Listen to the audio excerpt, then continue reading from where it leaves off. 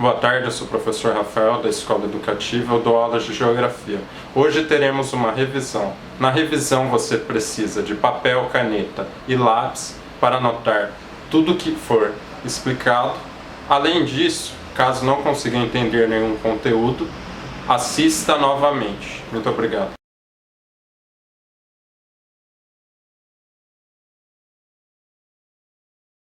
A América tem dois tipos de divisão, a divisão física e a divisão humana. Nós não utilizaremos a divisão física, que divide este continente em três partes, América do Norte, América Central e América do Sul. Utilizaremos a divisão política e humana, que divide a América em América anglo-saxônica e América Latina, tendo uma diferença muito grande entre essas duas Américas, já que uma sofreu um grande processo de exploração e a outra foi o local onde europeus fugidos de perseguição política e religiosa vieram para tentar formar o seu novo lar. Então é necessário que, ao entendermos a divisão entre a América Latina e a América anglo-saxônica, saibamos um conceito muito específico, que é a colônia de exploração e colônia de povoamento, no qual vamos fazer a leitura destes conceitos que se encontra dentro do nosso livro didático. Vamos lá? As colônias de exploração, tipo de colonização dominante do século XVI ao XVIII, deviam ser organizadas para atender aos interesses econômicos da metrópole, da nação colonizadora. As metrópoles utilizavam suas colônias para aumentar a sua riqueza. Assim, o bem-estar dos povos colonizados pouco importava. O importante mesmo era o enriquecimento da metrópole. Exatamente por isso que o nosso país ele foi muito explorado, muito sugado, mesmo tendo muitos recursos naturais, o que não aconteceu com a América anglo-saxônica, né, com os Estados Unidos e Canadá, que foram colônias de povoamento, né, ao qual os europeus foram lá para se estabelecer e por causa disso pensavam no bem-estar próprio, né, no bem-estar deles e faziam com que esse local tivesse a melhor qualidade de vida possível.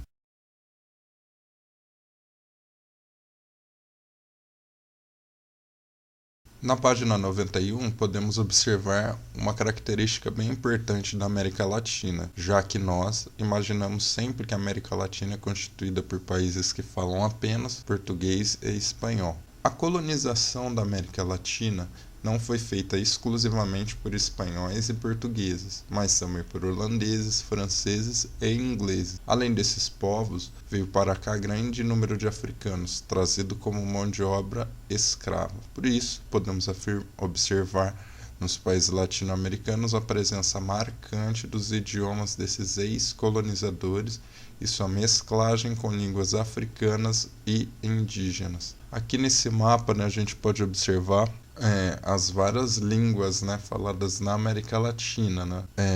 Aqui, por exemplo, o português falado no Brasil, mas o holandês no Suriname. A gente tem o inglês na Guiana Inglesa, o espanhol bem predominante, né?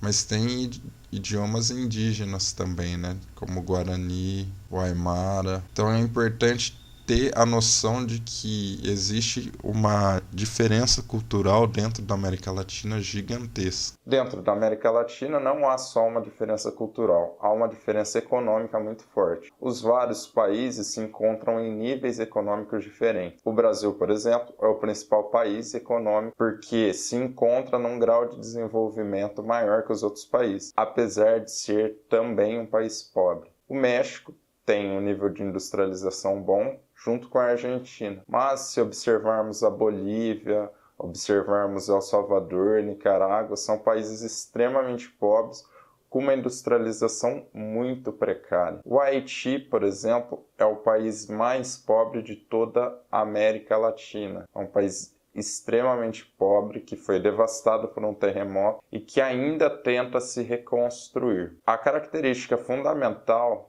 é que mesmo com esses países tendo um nível de desenvolvimento diferente, todos eles são utilizados pelo resto do mundo, industrializado, né, pelos países imperialistas, como mão de obra barata e fonte de recursos naturais extremamente baratos, né? Então o papel econômico da América Latina é mandar produtos, né, extremamente baratos, mandar matéria-prima barata para os países industrializados, ou seja, os países imperialistas.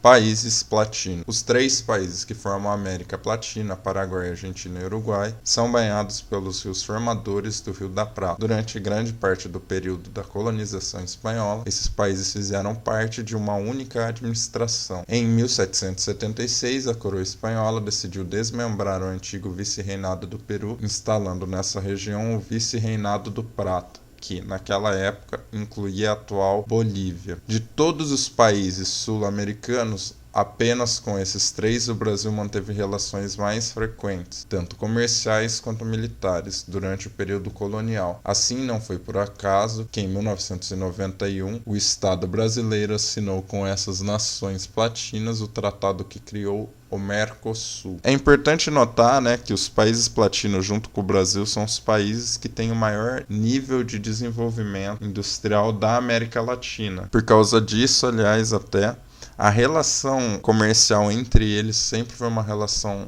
muito forte, o que gerou como desdobramento, né, a consolidação de um bloco econômico, que é o Mercosul, Mercado Comum do Sul. O Mercado Comum do Sul, Mercosul, criado em 1991 e composto inicialmente de Brasil, Argentina, Uruguai e Paraguai, é o mais recente e promissor desses mercados comuns latino-americanos. Em 1995, esses 4 países aboliram quase todas as barreiras alfandegárias entre eles, exceto para poucos produtos selecionados.